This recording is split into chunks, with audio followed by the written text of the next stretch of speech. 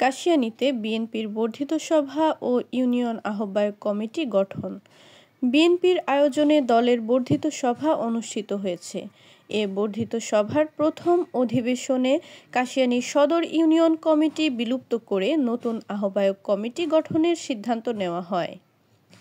দ্বিতীয় অধিবেশনে শরীফ একরামুল কবির বিএলকে আহ্বায়ক ও মোহাম্মদ আলম মোল্লাকে সদস্য সচিব করা হয়।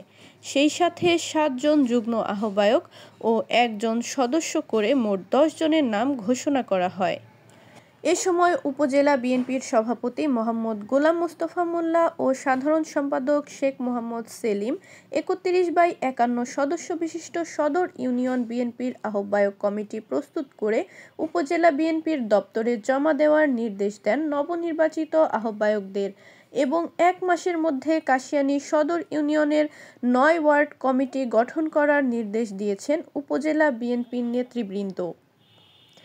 এ বর্ধিত সভায় মোহাম্মদ শফিকুল ইসলামের সভাপতিত্বে ও মোহাম্মদ ইদ্রিস হোসেন মোল্লার সঞ্চালনায় প্রধান অতিথির বক্তব্য রাখেন উপজেলা বিএনপির সভাপতি মোহাম্মদ গোলাম মোস্তফা।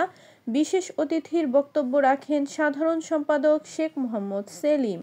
এছাড়াও যুগ্ম সাধারণ সম্পাদক হিরো মৃধা, তথ্য ও গবেষণা বিষয়ক সম্পাদক শহীদুল আলম মুন্না, যুব বিষয়ক সম্পাদক মোহাম্মদ মোরাদ মৃধা, উপজেলা যুবদলের আহ্বায়ক মুন্সি এনামুল হক শিমুল, সদস্য সচিব আরিফুল ইসলাম পাবেল, জেলা শ্রমিক দলের যুগ্ম আহ্বায়ক মতিউর রহমান রনি, উপজেলা স্বেচ্ছাসেবক দলের আহ্বায়ক ফোরকান শরীফ টিটো, ইউনিয়ন বিএনপির নবনির্বাচিত আহ্বায়ক শরীফ একরামুল কবির বিএল, যুগ্ম আহ্বায়ক শেখ মারুফ আহমেদ ডন, মোহাম্মদ মাসুদুর রহমান মোল্লা, প্রফেসর মতিউর রহমান, উপজেলা ছাত্রদলের সাধারণ সম্পাদক মোহাম্মদ সোজাউদ্দিন শিকদার অপু বক্তব্য রাখেন।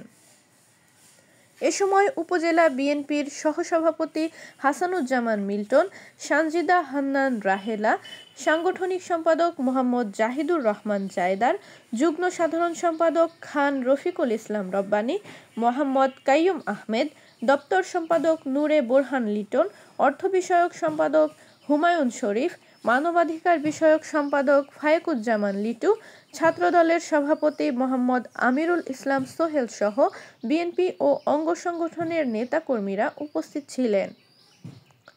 এ অনুষ্ঠানের শুরুতে পবিত্র কোরআন থেকে তেলাওয়াত করেন মুন্সি মতিউর রহমান মুক্ত, গীতা থেকে পাঠ করেন বাবু জয়দেব বিশ্বাস।